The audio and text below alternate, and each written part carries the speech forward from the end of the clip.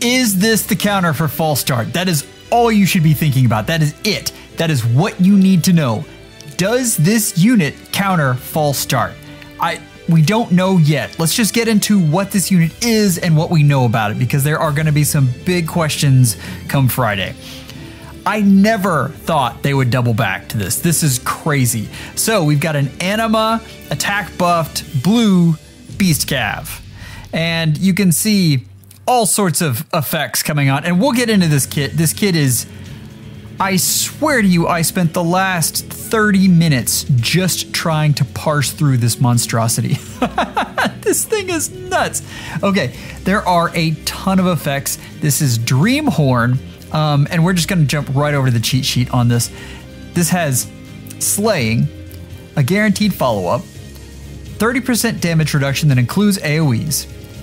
I'll get to the Cav Beast form. I lost space on this. And then we have a Rain, an attack defense minus X, where X equals half of the total bonuses on unit or ally plus 6. Then, oh, wait, the beast transform. We need to get that.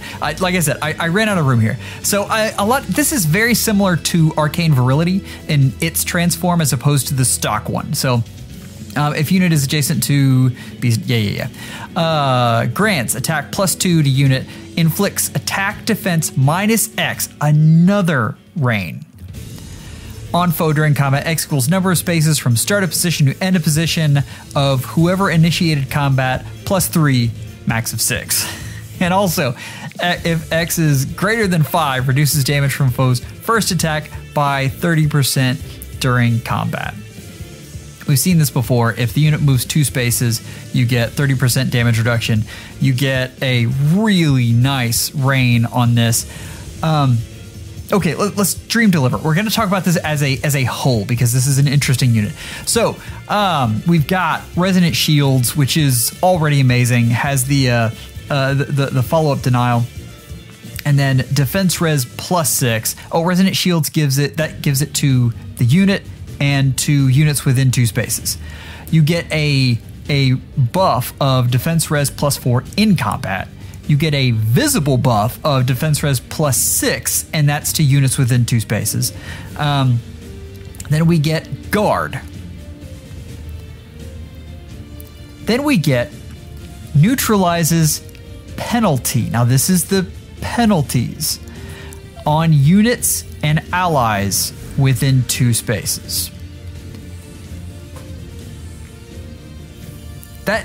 There's a lot of things. There's a lot of things. That is really interesting. And what we need to know is the order of operations. If you'll go back to the healing cleansing skills, what in the world are those called? I've blanked. You remember the even recovery and odd recovery? How because of the order of operations, they did not cleanse false start. And the big question here is, does this cleanse false start?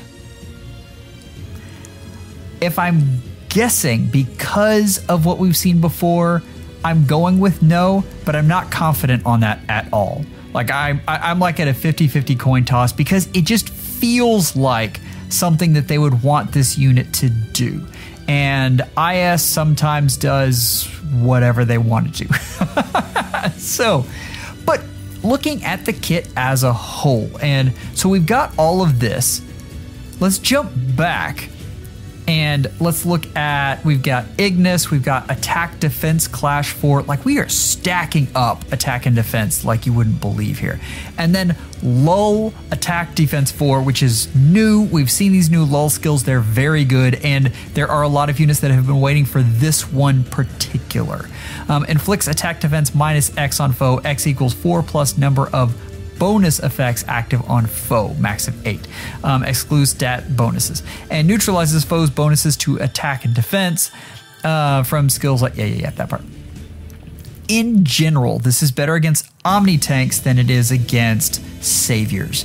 And the reason is on Omni tanks, you are stacking up bonuses. That's kind of the way we work them because you can't get as many units close to them. And so you have to do these other bonuses. So versus Saviors, it's not to say that this isn't good. It's still very good, but it is better against Omni tanks. So this skill is going to be better on Aether-Raid's defense than it is in Summoner duels. Still good, but yeah, that's about what you're looking at here.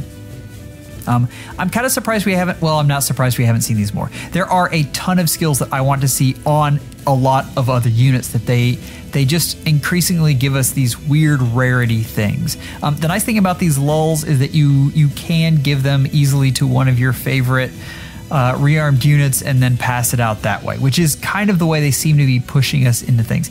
But if we're looking at this kit, you're talking about a reign of -29 on attack and defense to the opposing unit. That is insane. That is huge, and that's a huge stat swing. And we've seen this in Shell, as well as in Femortis, and I mean young Hector as well, right? It's what makes them so bulky. They're not debuffing you in any way. They are just taking away your attack. And yeah.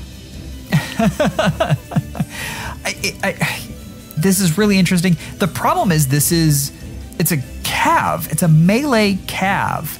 And those units don't have just a whole lot of place in this meta. I will say, so many of the tanks that you're going to go up against on Aether-Raid's defense are going to have full null follow-up. And that's kind of where I worry about this unit. Some of the newer far saves, since they'll be running Armored Beacon or Armored Flow, won't. And so this will be good against them. This will not necessarily be good against, say, Ascendant Fjorm. She normally has like some sort of no follow-up behind her.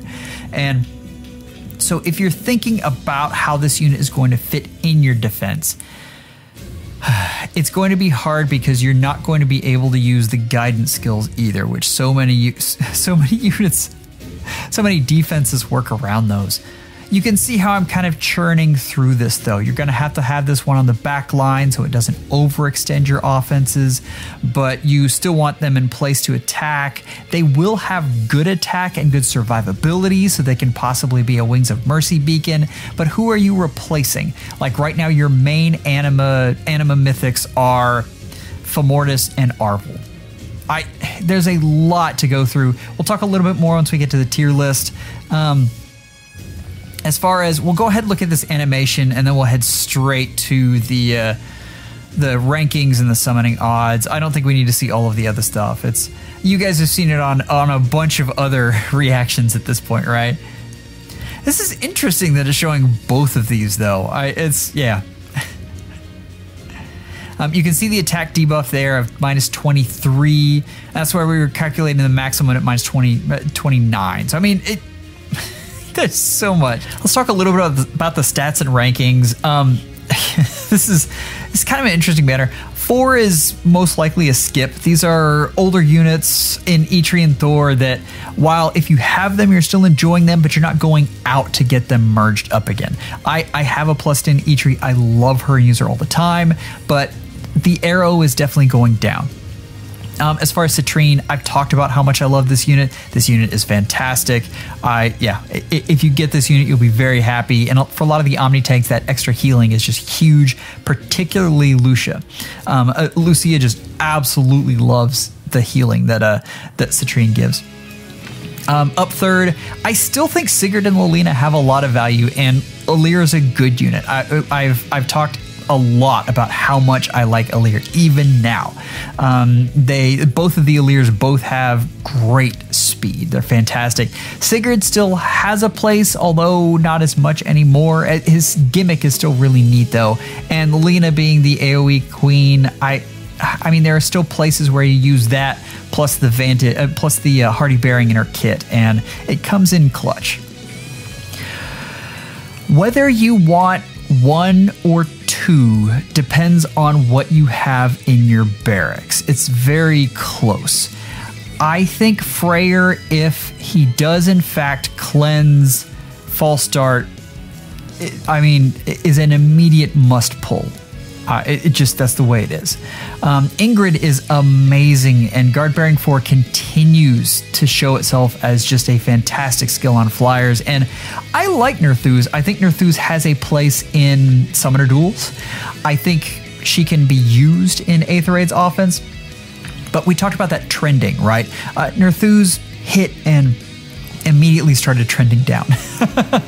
Like, think about Freya, and she has a better design than Freya, so don't get too upset about that.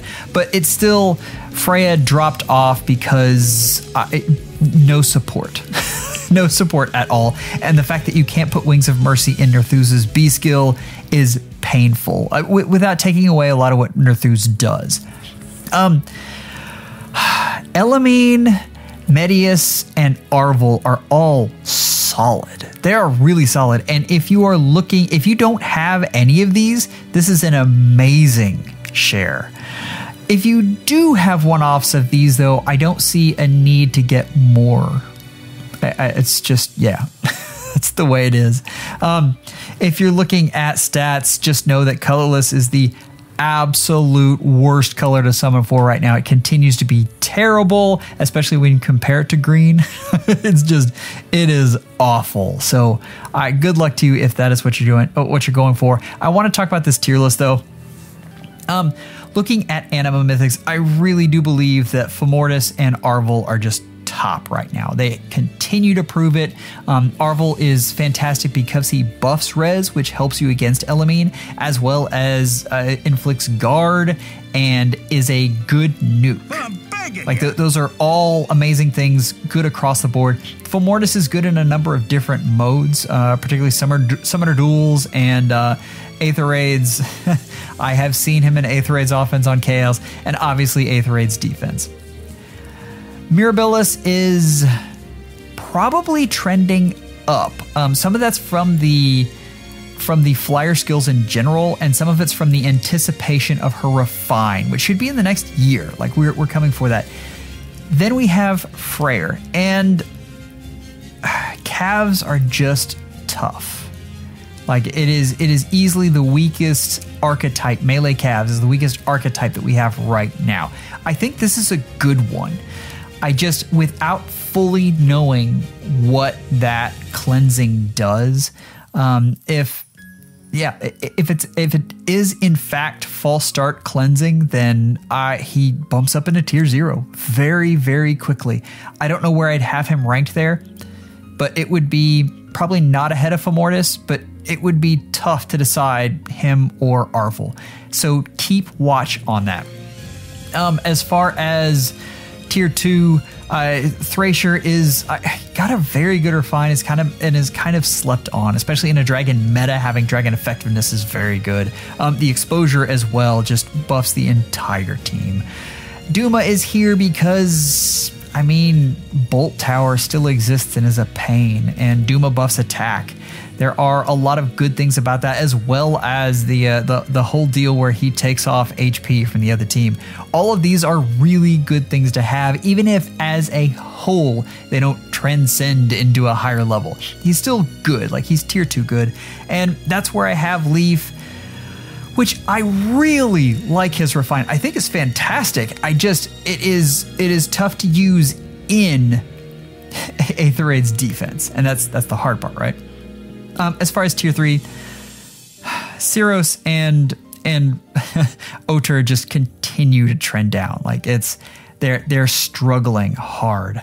Summoners, keep in mind before you spend orbs on this, CYL is coming quick. We will most likely have a Fey channel that shows us what those units look like and gives us a hint of what's going on before this banner is gone. So please keep that in mind. And yeah, I also, tomorrow, Vandarf usually posts things on this, and I'll leave a link to his stuff. go check that out and see how this performs. So, sorry, it wouldn't be tomorrow, it'd be Friday, but you guys know what I mean.